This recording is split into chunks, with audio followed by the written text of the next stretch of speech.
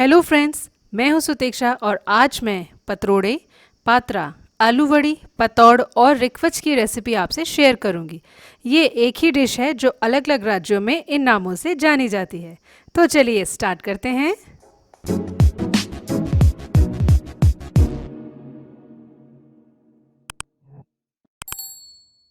पतरोड़े अरबी के पत्तों से बनते हैं। इस रेसिपी वीडियो में मैं आपसे मेरी मदर मिसेस सुरेंद्रा भारद्वाज द्वारा ट्रेडिशनल हिमाचली तरीके से बनाए गए पतरोड़े की रेसिपी शेयर कर रही हूँ। यहाँ हमने बहुत सारे अरबी के पत्तों को धो करके साफ़ कर लिया है। इस तरह से उन्हें उनकी जो डंडी है उससे काट करके हमने साफ़ पानी से अच्छे से धोया है और फिर कपड़े से इन्हें हम सुखा लेंगे। यहाँ हमने लगभग 45 से 50 अरबी के पत्ते लिए हैं। अब हम इसमें भरने के लिए बेसन की एक फिलिंग तैयार करेंगे, इसका घोल बनाएंगे हम। इसके लिए हम लेंगे 4 कप बेसन और 1 कप चावल का आटा। इसमें हम कुछ मसाले मिलाएंगे।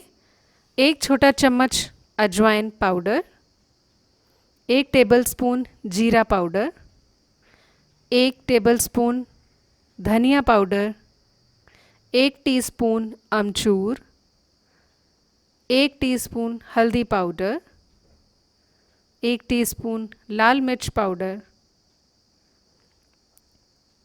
और स्वाद अनुसार नमक। इन सभी मसालों को आप अपने स्वाद अनुसार थोड़ा कम ज़्यादा कर सकते हैं।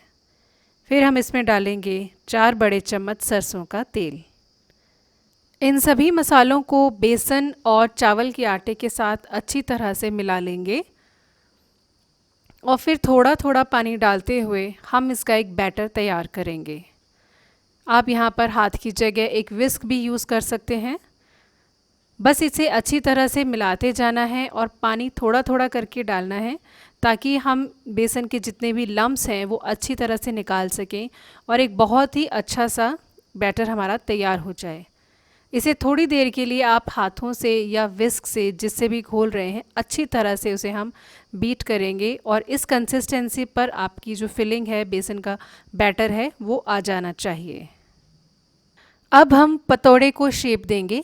इसके लिए सबसे पहले हम एक अरबी का बड़े वाला पत्ता लेंगे और उसे सबसे नीचे बिछाएंगे। सबसे पहले हमें बड़ा पत्ता इसलिए लेना है ताकि जो बेस है हमारे पतोड़े का वो अच्छा बने और जब हम उसे रोल करें तो वो टूटे नहीं। तो इस तरह एक बड़े पत्ते को उल्टा रखते हुए उसकी बैक साइड में पीछे की तरफ हम जो बेसन का बैटर हमने तैयार किया है उसको हम लगाते जाएंगे। इस तरह उसे हमें अच्छी तरह से पूरे कोनों तक फैला लेना है। यहाँ पे ध्यान देने वाली बात यह है कि बेसन के बैटर को हमें बहुत ज़्यादा इसमें फिल नहीं करना है, एक सिर्फ लेयर उसकी पतली सी आ जानी चाहिए। अब ये बहुत ही ध्यान से देखिए आप, क्योंकि अगर बहुत पतली लेयर रहेगी तो बेसन का उसके बीच में फ्लेवर नहीं आएगा और कई बार जो अरबी के पत्तों के बीच में एक अजीब सा टेस्ट होता है जिसकी वजह से हमें आपको गले में खुजली भी हो सकती है, खराश हो सकती है, तो वो उससे नहीं जाएगा। और अगर हमने बहुत ज़्यादा बेसन का घोल इसमें लगा दिया तो सिर्फ बेसन का ही टेस्ट आएगा और एक वो पकौड़े की तरह बन जाएगा। तो अरबी के पत्तों का भी टेस्ट आना चाहिए और बेसन का भी टेस्ट आना चाहिए, इसलिए हमें इसे लगाना है बहुत ही ध्यान से कि ना ज़्यादा मोटी लेयर हो जाए और ना ही ज़्यादा पतली।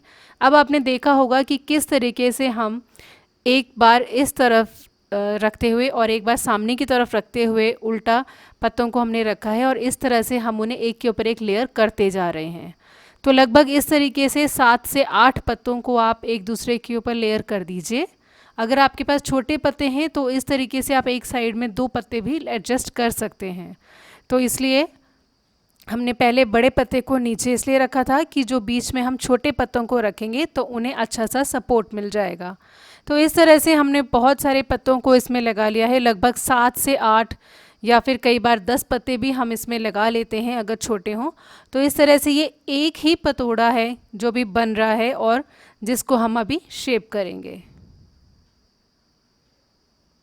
इस तरह से हमने अरबी के पत्तों को एक के ऊपर एक लेयर कर लिया है और बेसन का बैटर हमने बीच में फिल कर लिया है। अब हम उसको एक साइड से 1/3 तक फोल्ड कर लेंगे। तो इस तरह फोल्ड करने के बाद इस साइड के ऊपर भी हमें बेसन अच्छी तरह से फैला लेना है। बेसन के बैटर को फैलाने के बाद अब हम दूसरी साइड से भी फोल्ड लेंगे और 1/3 उसे ऊपर ले आएंगे। तो ये टोटल हमने इसको लगभग 1/3 की चौड़ाई इसकी हमने कर दी है। तो अब इस तरीके से हम इसमें भी बेसन का बैटर पूरा फैला लेंगे अच्छी तरह से। और इसे फैलाने के बाद अब हम पतोड़े को रोल करेंगे, बहुत ही ध्यान से, हल्के हाथों से, लेकिन फर्मली हम इसका एक रोल बनाएंगे। जो हमने फोल्ड किया है उन पत्तों पर भी आप थोड़ा सा अपना हाथ रखिए, नहीं तो वो खुल जाता है। तो इस तरीके से धीरे धीरे उसे रोल करते हुए आप टाइटली एक रोल बना लीजिए। ये देखिए बहुत ही अच्छे तरीके से और काफ़ी आसानी से ये बन जाता है, बस थोड़ी सी सावधानी हमें रखनी है। लास्ट में जब हम इसको बंद करेंगे तो फिर हम थोड़ा सा बेसन का बैटर उस पर लगाएंगे एक साइड में और उसे बंद कर लेंगे। तो इस तरह से हमने ये पतोड़ा एकदम तैयार कर लिया है स्टीम करने के लिए।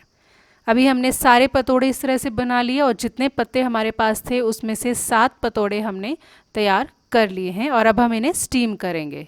स्टीम करने के लिए यहाँ पर हमने एक प्रेशर कुकर लिया है, इसमें अंदर हमने एक जाली जैसी प्लेट होती है वो रखी है और साथ में हमने डाला है इसमें 1 गिलास पानी जो लगभग 1 कप के बराबर है।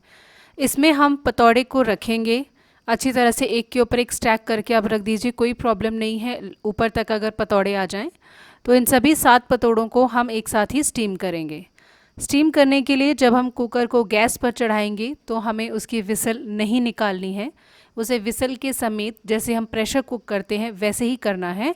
और जब उसमें फुल प्रेशर हो जाए और एक विसल या एक सीटी बजने वाली हो तो उसके पहले हम उसको सिम कर देंगे, यानी कि बहुत ही धीमी आंच कर देंगे और धीमी आंच पर हम उसे 25 से 30 मिनट के लिए स्टीम करेंगे। ये देखिए आप, अब हमने इसकी विसल चढ़ा दी है, गैस कुकर बंद कर दिया है हमने और अब हम इसे 25 से 30 मिनट के लिए स्टीम करेंगे। अच्छी तरह से स्टीम होकर के पतौड़े हमारे बिल्कुल तैयार हैं। ये देखिए बहुत ही अच्छी तरह से ये गल गए हैं और आप देखेंगे तो ये काफ़ी नीचे तक भी चले गए हैं। तो इन्हें आप गरम गरम बिल्कुल भी मत काटिए, इन्हें कुकर से बाहर निकाल करके रखना है, रूम टेम्परेचर पे ठंडा होने देना है या फिर थोड़ी देर के लिए फ्रिज में भी रख दीजिए। इससे करने से क्या होता है कि जो पतौड़े हैं वो अच्छी तरह से सेट हो जाते हैं और जब आप लेयर्स काटेंगे, उसकी पीस काटेंगे इस तरीके से देखिए तो बहुत ही अच्छी तरीके से वो पीस आसानी से कट जाता है और पतौड़ा जो है वो बिखर के टूटता नहीं है। तो यहाँ हम इसके पीस काट रहे हैं। इसको आप इस तरीके से भी खा सकते हैं। ये हम इसको बहुत बार इस तरीके से गरम गरम स्टीम हुए कोई हम खा जाते हैं, लेकिन इसको एक बहुत अच्छे तरीके से प्रेजेंट करने का तरीका भी है, वो है इसको शैलो फ्राई करने का। तो यहाँ तवे पर मैंने एक सरसों का तेल थोड़ा सा डाला है और उसमें मैं इन पीसेस को डाल रही हूँ शैलो फ्राई करने के लिए। आप चाहें तो इन्हें बड़ी कढ़ाई में डीप फ्राई भी कर सकते हैं, लेकिन सरसों के तेल में ही कीजिएगा क्योंकि उसका फ्लेवर सरसों के तेल के साथ बहुत ही अच्छा आता है और काफ़ी बढ़ जाता है। तो इस तरह से सभी पतौड़ों को हम तवे पर रखते जाएंगे और सरसों के तेल में इन्हें अच्छे से हम एक तरफ से क्रिस्प होने तक हम इसे शैलो फ्राई करेंगे। इस तरह से हमने इसको साइड्स पलट करके बार बार बीच में हमने पलटा है और दोनों तरफ से हमने इसे बहुत क्रिस्पी और करारा कर लिया है। तो ये खाने के लिए अब बिल्कुल तैयार हैं। आप इन्हें गरम गरम चाट मसाला के साथ या फिर ऊपर थोड़ा सा तिल डाल करके, भुने हुए तिल होते हैं उन्हें डाल करके आप सर्व कीजिए। किसी भी चटनी के साथ खाइए या सिर्फ इसी तरीके से खाइए, ये बहुत ही टेस्टी स्नैक है। Thank you.